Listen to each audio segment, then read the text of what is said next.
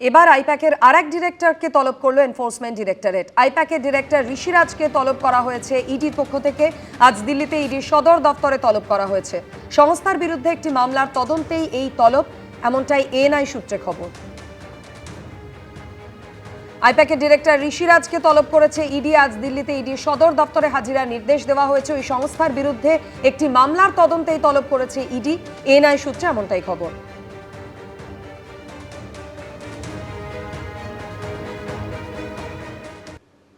ভোটের মুখে 20 দিনে ছুটিতে যেতে বলা হয়েছে আইপ্যাকের কর্মীদের। আপাতত কাজ বন্ধ রাখছে আইপ্যাক, এমনটাই দাবি করা হয়েছে ডেকান হেরাল্ডের প্রতিবেদনে।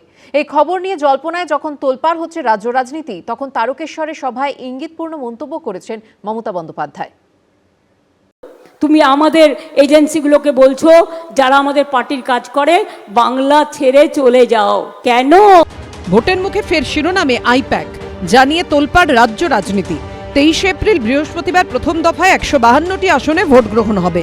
তার ঠিক 4 দিন আগে জল্পনা তৈরি হয়েছে যে তৃণমূলের ভোটকুশলী সংস্থা ইন্ডিয়ান পলিটিক্যাল অ্যাকশন কমিটি বা আইপ্যাক কি সাময়িকভাবে কাজ বন্ধ করল। সংবাদ সংস্থা ডেকান হেরাল্ডের প্রতিবেদন অনুযায়ী তৃণমূলের ভোটকুশলী সংস্থা আইপ্যাক আগামী 20 দিন পশ্চিমবঙ্গে কাজ বন্ধ করে দেওয়ার নির্দেশ দিয়েছে। সেই মতো এইচআর বিভাগ থেকে কর্মীদের মেল করে ছুটিতে যেতে বলা হয়েছে। 11ই মে পর্যালোচনা করে পরবর্তী পদক্ষেপ নিয়ে সিদ্ধান্ত নেওয়া হবে। সূত্রের দাবি, কর্মীদের সঙ্গে ভার্চুয়াল বৈঠকও করেছে আইপ্যাক কর্তৃপক্ষ। এটা ইঙ্গিতপূর্ণ, কারণ 11ই মের মধ্যে পশ্চিমবঙ্গে ভোট পর্ব মিটে যাবে, ফল ঘোষণা হয়ে যাবে, এমনকি নতুন সরকারও তৈরি হয়ে যাবে, নতুন মুখ্যমন্ত্রীও শপথ নেবেন।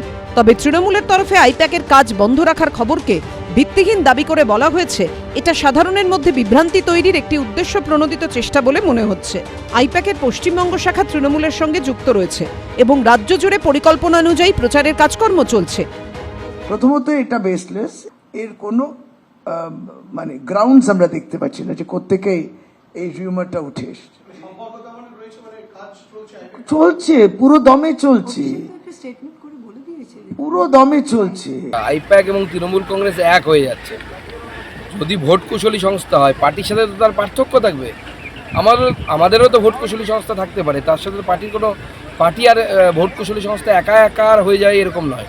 কিন্তু আমরা দেখতে পাচ্ছি কয়লা পাচার কাণ্ডে ভোট কুশলী সংস্থার নাম জড়িয়ে যাচ্ছে। এই আবহে ইঙ্গিতপূর্ণ মন্তব্য করেছেন মমতা বন্দ্যোপাধ্যায়। আরে আমাদের রোজই তো ইডি রেড করছে।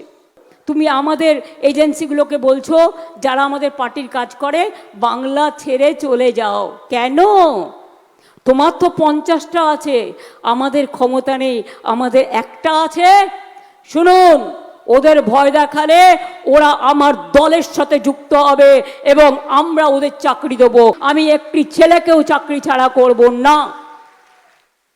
আমি সকালে অভিষেকের সাথে কথা বলেই এসেছি। গত 8ই জানুয়ারি লাউডন স্ট্রিটে আইপ্যাকের কর্ণধার প্রতীক জৈনের আবাসন এবং সল্টলেক সেক্টর 5-এ আইপ্যাকের অফিসে তল্লাশি অভিযান চালায় ইডি। তল্লাশির মাঝেই 2 জায়গাতেই পৌঁছে যান মুখ্যমন্ত্রী Mamata Bandyopadhyay. Already attacked my IT office also. In fact, sector 5 I am going there also. গত 13ই এপ্রিল হাওয়ালার মাধ্যমে প্রায় 50 কোটি বেআইনি লেনদেনের অভিযোগে দিল্লি থেকে আইপ্যাকের অন্যতম ডিরেক্টর ও সহপ্রতিষ্ঠাতা ভিনেশ চান্ডেলকে গ্রেফতার করে ইডি। এরপরই এবার ডেকান হেরাল্ডের খবরে তীব্র জল্পনা তৈরি হয়েছে। প্রশ্ন উঠছে, আইপ্যাক কি তাহলে পশ্চিমবঙ্গ থেকে পাত্তাড়ি গোটাচ্ছে?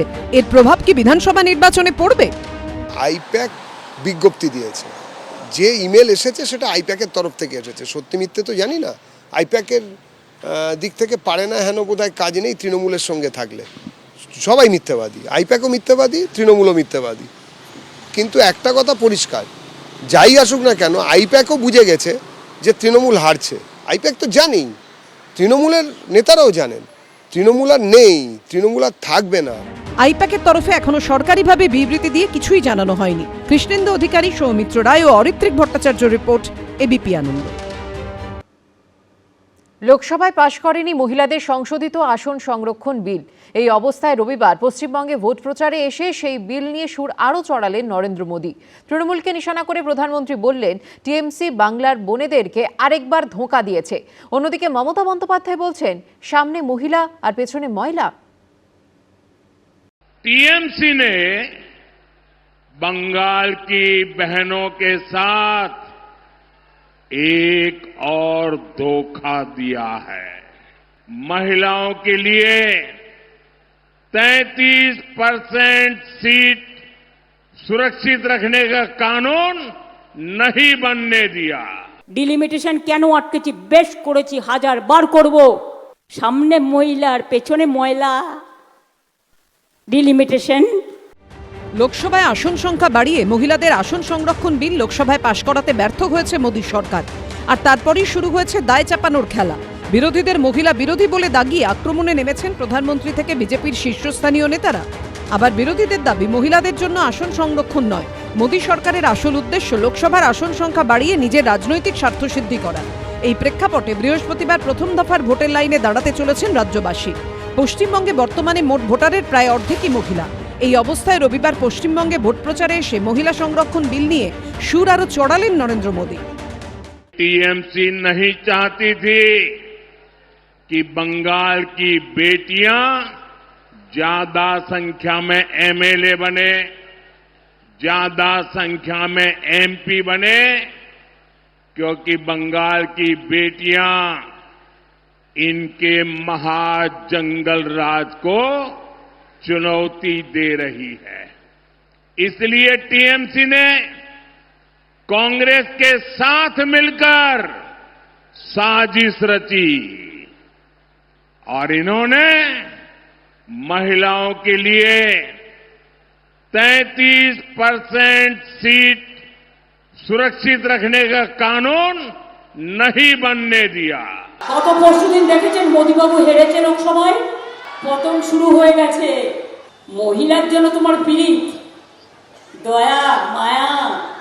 মহিলা বিল পাশ হয়েছিল কবে? 2023 সালে। সেই মহিলা বিল আজ পর্যন্ত কার্যকরী হয়নি কেন? মোদীবাবু জবাব দাও। মহিলা বিলের সাথে তোমরা ডিলিমিটেশন যুক্ত করে দিয়েছিলে, তার অর্থ বঙ্গভঙ্গ করা। সংসদে মহিলা সংরক্ষণের জন্য সংবিধান সংশোধনী বিল পাশ না হওয়ায় শনিবার রাতে জাতির উদ্দেশ্যে ভাষণে কংগ্রেস তৃণমূল সহ বিরোধীদের চাঁচাছোলা ভাষায় আক্রমণ করেন।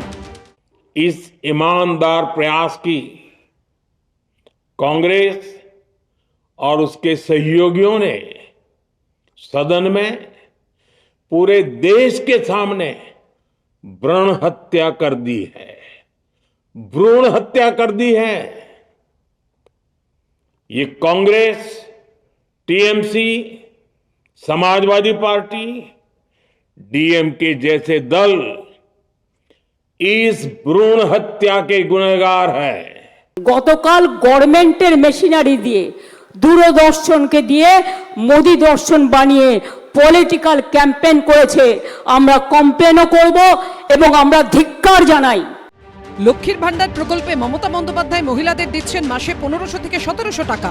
পাল্টা বিজেপির প্রতিশ্রুতি, তারা ক্ষমতায় এলে প্রতি মাসে দেবে 3000 টাকা। बंगाल की बहनों को हर साल 36,000 रुपया सीधे मिलेंगे। कितने कितने? पूरी ताकत से बताइए। 36,000 रुपये। বলেছিল 15 লাখ টাকা করে দেবো, কেউ পেয়েছেন? উত্তর হচ্ছে না।